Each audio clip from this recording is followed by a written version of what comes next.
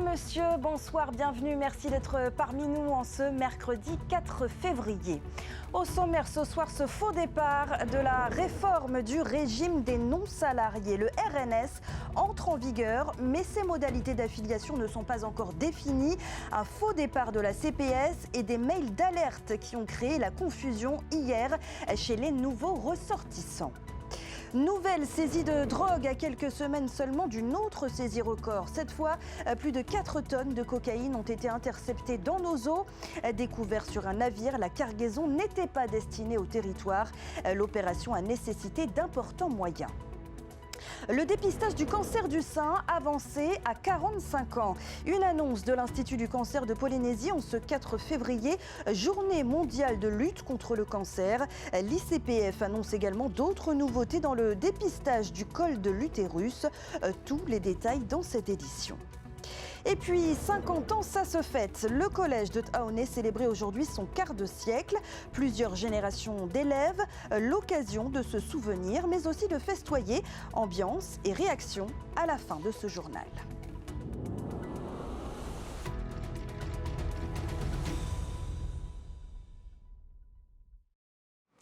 La réforme du régime des non-salariés annoncée au 1er février n'est donc pas encore applicable. Une erreur de la CPS qui a envoyé un mail hier aux salariés qui ont aussi une patente.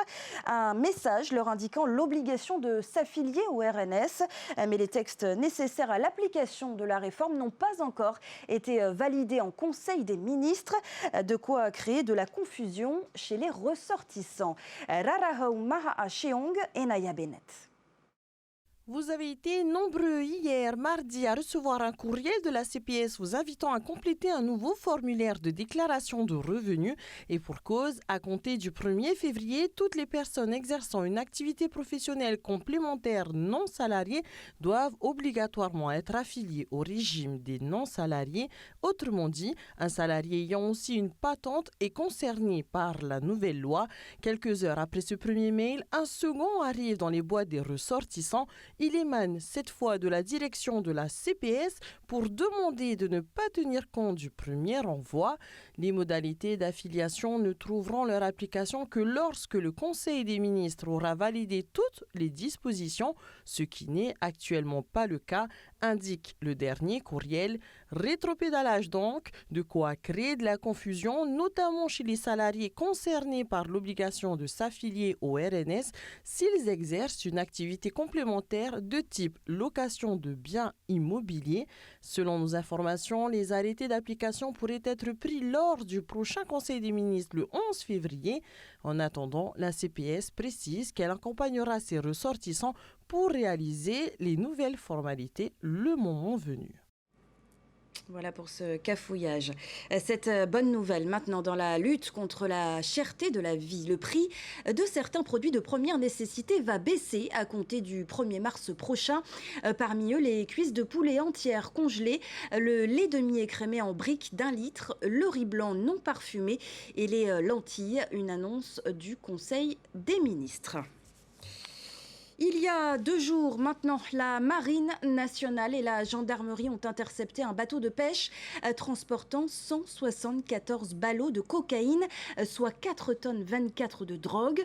Une nouvelle prise qui illustre l'augmentation du trafic dans nos eaux, mais aussi l'efficacité des services de sécurité et de renseignement. Sam Teinaoure. Le renseignement provenait des douanes de Nouvelle-Zélande pour intercepter ce navire transportant de la drogue en provenance d'Amérique du Sud. Il a été arraisonné au large des Australes. 174 ballots de cocaïne ont été découverts pour un poids total de 4 tonnes 240.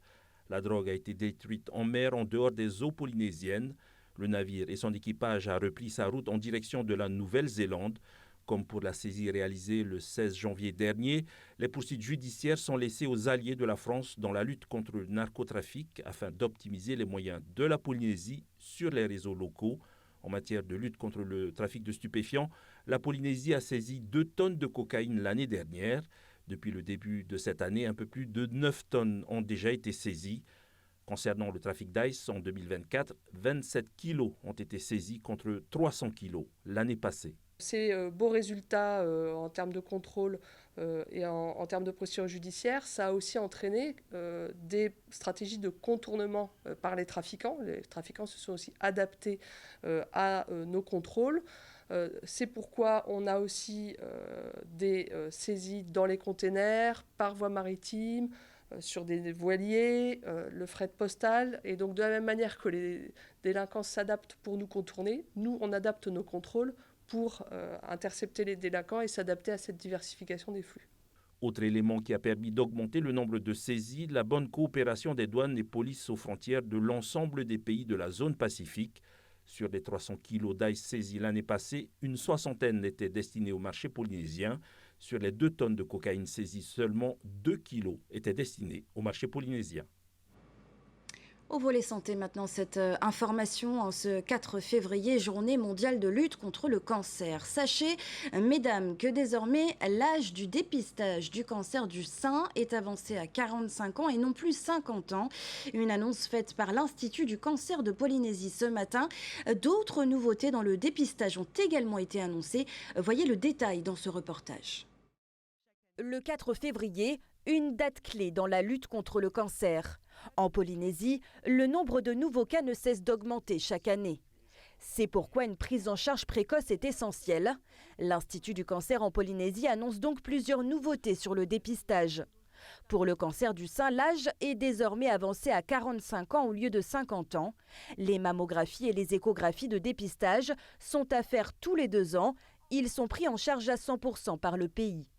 Pour le cancer du col de l'utérus, si les tests HPV pour détecter la présence de papillomavirus étaient jusqu'à présent uniquement réalisés en cas de suspicion, ils seront désormais réalisés systématiquement chez la femme à partir de 30 ans et tous les 5 ans. Pour les femmes âgées entre 25 et 30 ans, un frottis devra être réalisé tous les 3 ans. Ces 2 examens sont également pris en charge à 100% par le pays. Attention, le coût de la consultation reste en revanche à votre charge pour l'ensemble de ces examens. Les cancers du sein et de l'utérus restent les premiers cancers les plus fréquents chez les femmes en Polynésie, avant le cancer du poumon. Chez les hommes, ce sont surtout les cancers de la prostate, du poumon et du côlon. Au Fénois, sur la période 2019-2021, 963 nouveaux cas de cancer ont été diagnostiqués par an. Depuis, ce chiffre est en constante augmentation. On prend la direction de Mont-Oréa, où le chantier du centre commercial porté par le groupe Van est à l'arrêt. Un projet suspendu après une décision du tribunal administratif en novembre dernier. Depuis, il divise toujours autant sur l'île Sœur. Voyez ce reportage de Veitiare Perer. Les machines sont à l'arrêt sur le site où le groupe Van veut construire son futur centre commercial à Maharepa. Le projet est suspendu depuis novembre par le tribunal administratif. Saisi par des riverains et des commerçants, la juridiction a estimé que l'étude d'impact environnemental était incomplète. C'est pas une bonne chose, je trouve. Il y avait une belle nature, je ne sais pas pourquoi ils ont détruit tout ça. Ça, c'est mon avis. Ceux qui veulent aller au café, il n'y a pas payé. Le groupe Van a 4 mois pour compléter son étude et c'est dans ce cadre qu'une consultation publique a été lancée. Plus de 1500 doléances ont déjà été déposées et les associations ont aussi lancé une pétition. Le sujet est délicat et les avis sont aussi nombreux que divergents. Ça fait du bien parce que ça donne de l'emploi. Hein? C'est vrai, voilà, je suis entre les deux, quoi. Hein? Parce qu'il y a les petits supermarchés, en fait, ça sera la concurrence. Moi, je suis pour. Hein? Parce que j'aimerais bien on envoie aussi un carrefour ici. Parce que pour moi, c'est bien. Si certains voient dans ce projet une opportunité d'emploi, aucun chiffre officiel n'a encore été communiqué. Mais l'autorité polynésienne de la concurrence s'était déjà positionnée défavorablement en 2022. Contacté, le groupe Van de son côté explique avoir fait nettoyer le terrain en fin d'année et parle d'un projet en stand-by. On a quand même une belle île ici à Moorea et on a déjà beaucoup de magasins. Donc si on peut préserver la beauté de cette île au maximum. D'après une décision de l'APC relative à l'ouverture d'un commerce de détail, 25 commerces alimentaires étaient déjà en activité autour de l'île en 2022. En politique maintenant, comme chaque soir depuis lundi, c'est le moment de parler des élections municipales.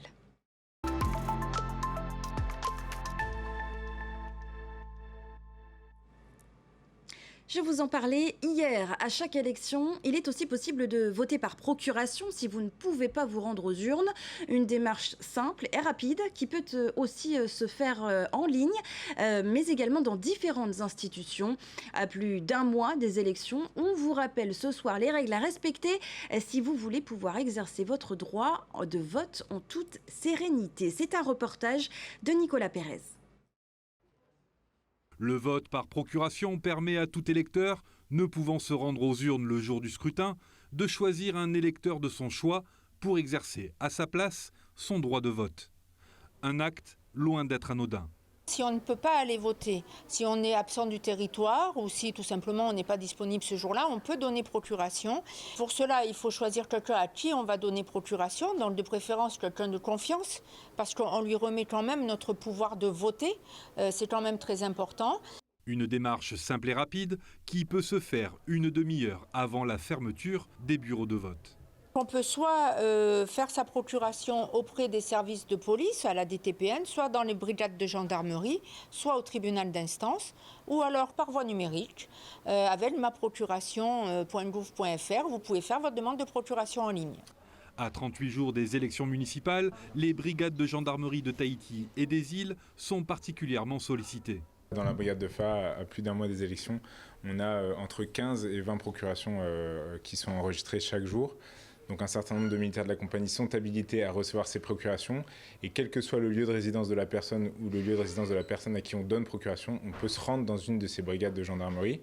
Alors entre Tahiti et Moorea, vous avez 9 brigades et puis dans l'ensemble des archipels, une quinzaine de brigades dans lesquelles vous pouvez également faire la même démarche.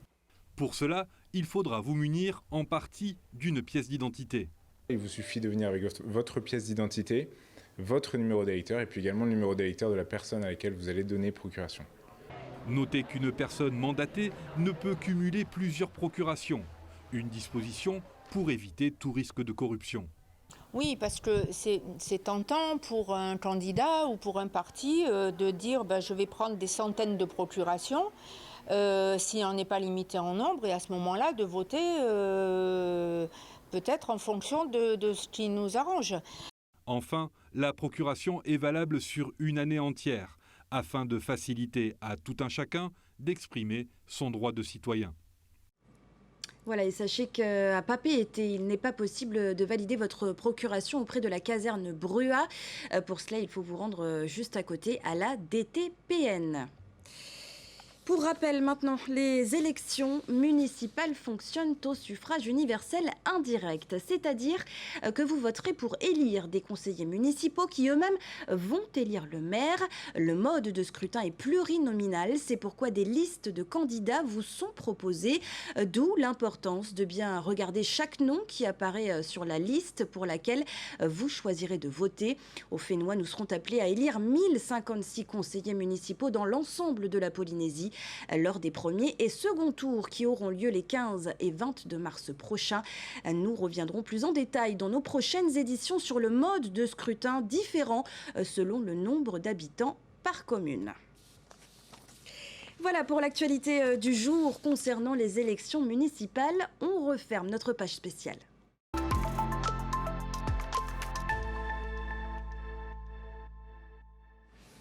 Direction l'Hexagone maintenant pour cet événement à destination des étudiants polynésiens. Le député Moerani Frebo organisait il y a quelques jours un rassemblement à Paris, l'occasion d'adresser ses vœux, mais aussi d'évoquer les problématiques que rencontrent les étudiants expatriés. Julien Panafieux a assisté à l'événement. J'ai fait le tour un peu des tables. C'est impressionnant la variété des parcours. Ça va de la diplomatie à la cuisine, à la communication, à l'événementiel.